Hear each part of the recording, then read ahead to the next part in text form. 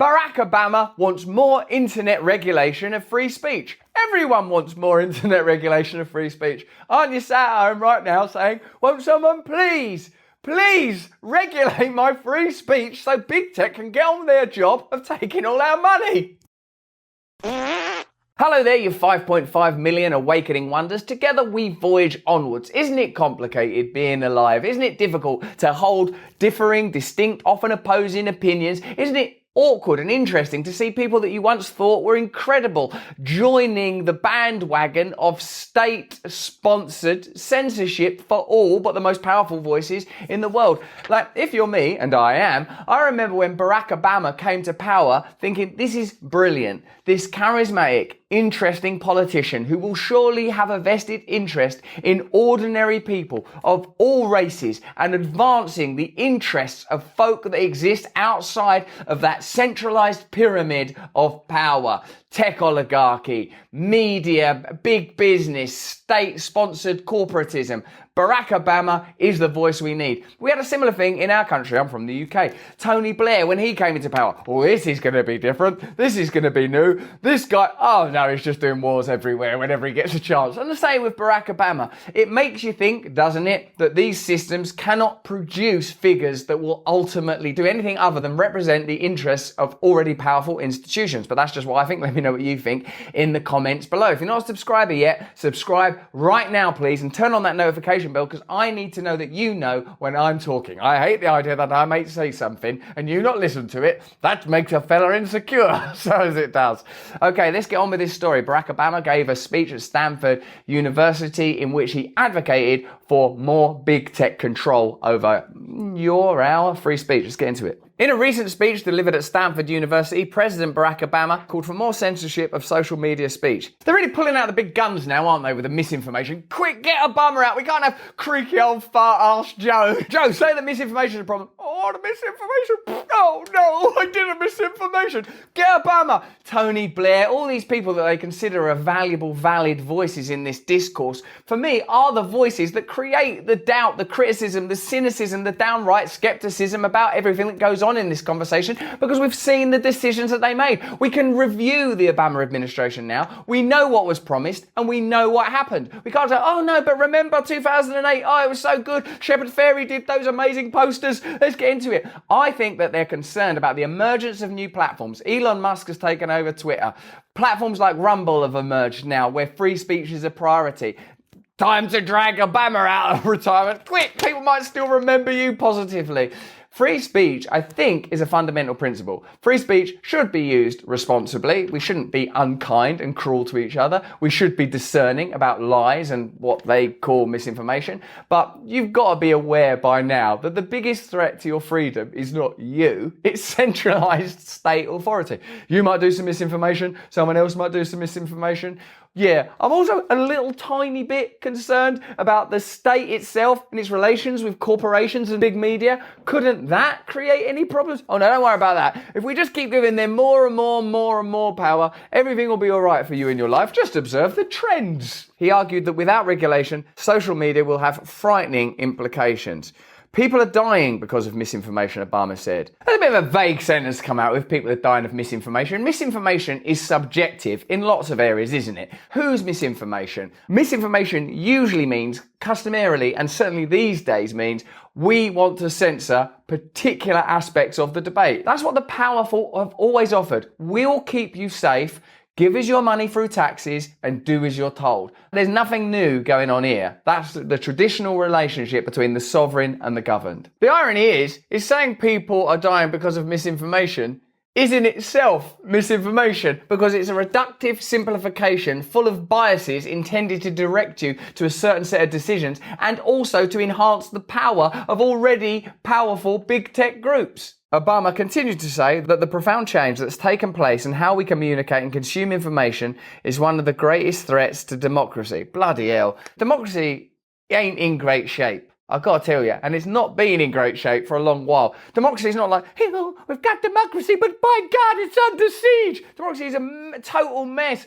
lobbying, Congress people investing in stocks of companies that they regulate. The corruption is mental, it's endemic, it's out of control, it's catastrophic. It's not, look, we've got democracy, it's all right, just don't say nothing mad on the internet about Russia or that. We're just holding on to it. It's a catastrophe. It needs radical redressing. We're not talking about reform and preservation and conservation anymore. We're talking about what kind of radical changes are we going to undertake now in order to save the planet, to save ourselves and save our souls. And if people aren't giving you that, they're giving you misinformation. Social media platforms aren't just our window to the internet, they serve as our primary source of news and information. No one tells us that the window is blurred, subject to unseen distortions and subtle manipulations. We do, we tell you that all the time. We tell you that every single day. It's happening right now. Obama said that social media companies need to be regulated, including being held responsible for content posted by users.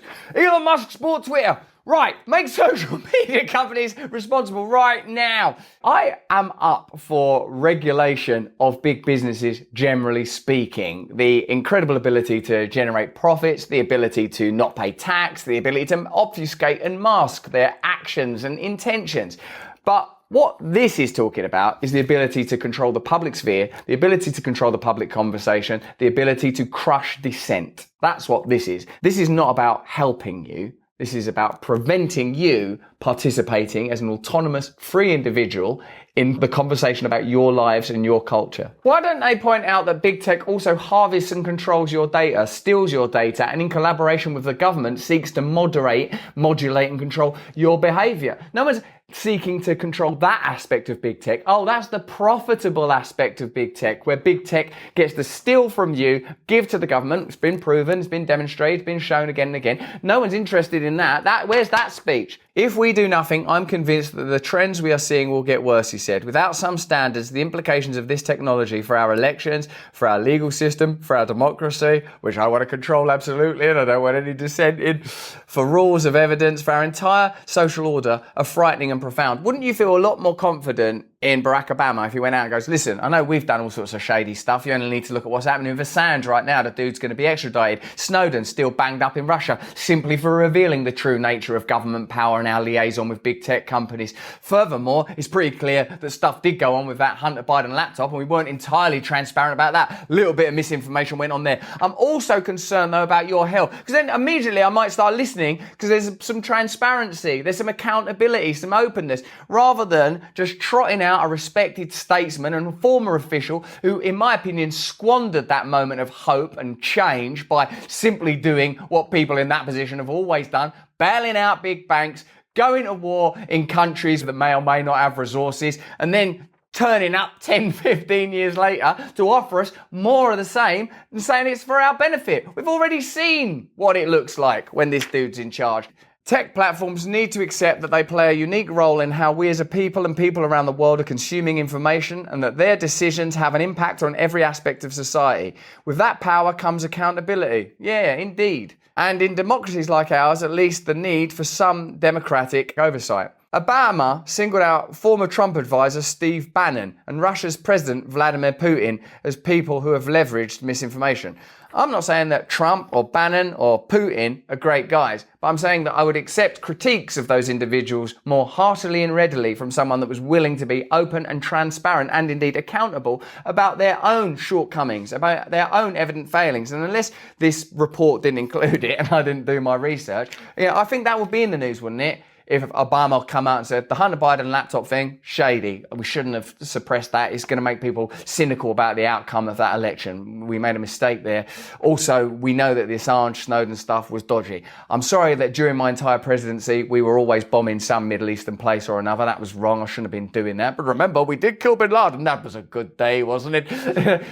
You can't trust them. You can't trust them because they are the mouthpieces of systems that exist entirely for self-benefit and must at all costs resist even the distant possibility that you might ever be able to intersect, intercede, interrupt, or heaven forbid, control them.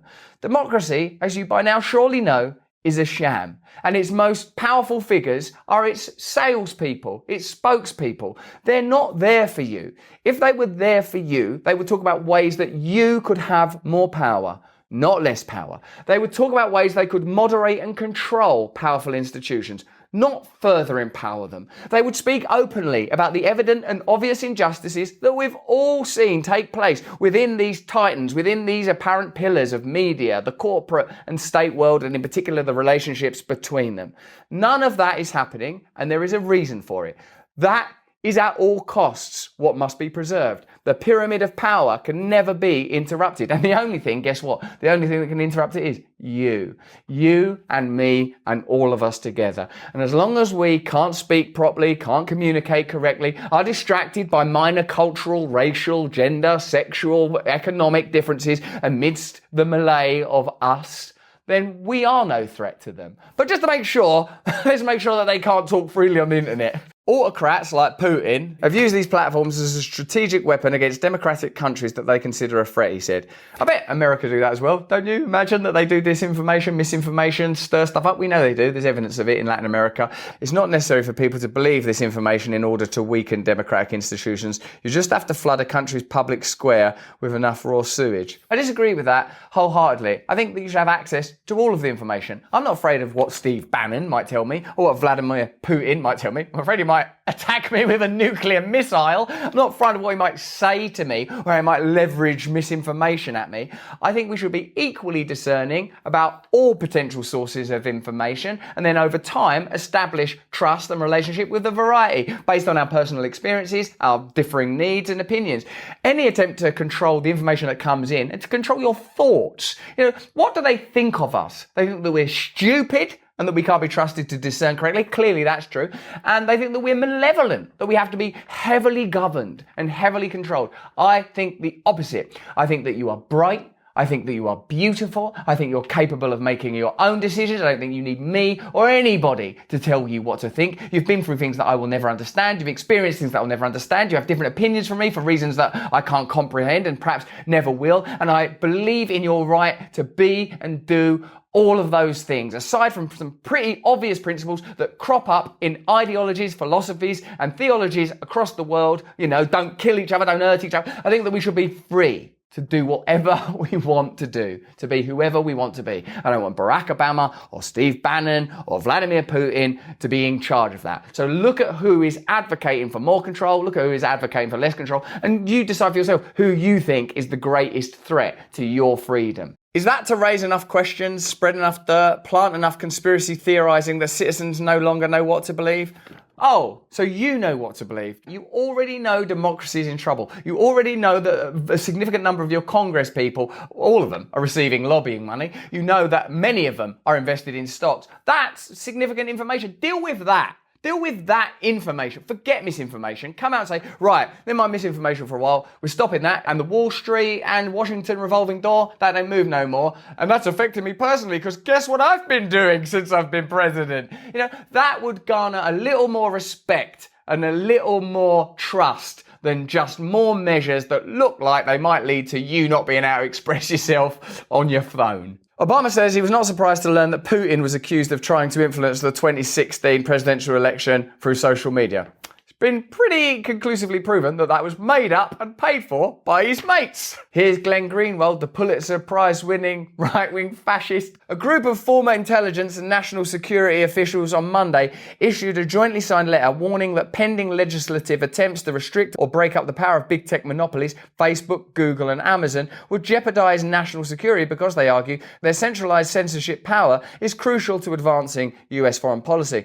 The majority of this letter is devoted to repeatedly invoking the grave threat allegedly posed to the US by Russia as illustrated by the invasion of Ukraine, and it repeatedly points to the new dangers of Putin and the Kremlin to justify the need to preserve big tech's power in its maximalist form. Any attempt to restrict big tech's monopolistic power would therefore undermine the US fight against Moscow. That's brilliant, isn't it?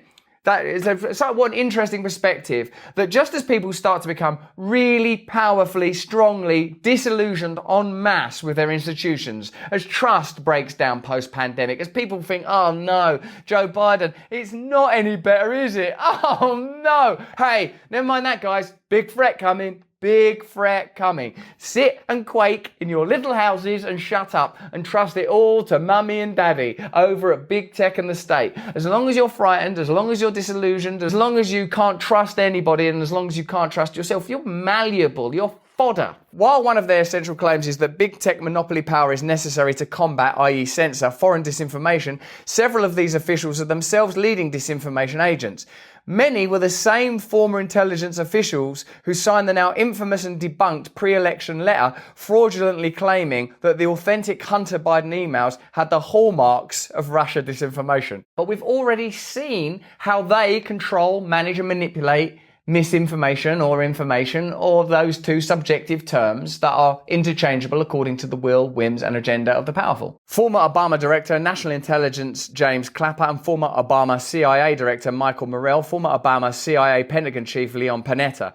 Others who signed this new letter have strong financial ties. Oh God, oh God, oh no, I'm so worn out. I can't keep doing it, can you? Like, Barack Obama is out there in all the righteousness. Are there any strong financial ties between your allies that have signed this letter and the big tech companies? How do you keep smiling? How do you keep the faith amidst all this? Others who signed this new letter have strong financial ties to the big corporations whose power they are defending in the name of national security. Morrell, Panetta, and former Bush National Security Advisor Fran Townsend. It's all the same names, isn't it? And you're getting tired of hearing this. Bush, Clinton, Obama, Biden, Bush, Clinton. Then they expect us to turn out every 4 years. We've got Biden, but he's wearing a different hat. We've got Obama, but it's a woman one. Look, why do you guys not respect our democracy? We've got Bush, but it's a little baby Bush. Why do you not? How much freedom do you people need? Right, we're going to shut down your freedom to complain about this lack of freedom. We're giving you all these 4 families and every single member of the family, and you're still not happy. When will you respect our democracy and our sacred financial relationships between these families and these powerful big tech companies and their media subsidiaries? What's wrong with you? We've got to protect democracy. But all of that, in a way, is just what I think. Tell me what you think. What you think is more important than what I think. I'm crazy, clearly. Hit me up in the comments below if you enjoyed this video. Have a look at this one or this one. Please subscribe to our mailing list so we can stay in direct contact with you. Subscribe right now. Turn on the notification bell. We are going to be responsible for truth. We will do whatever we have to do to bring you as much truth as I can squeeze out of my various face holes. I love you. Stay free.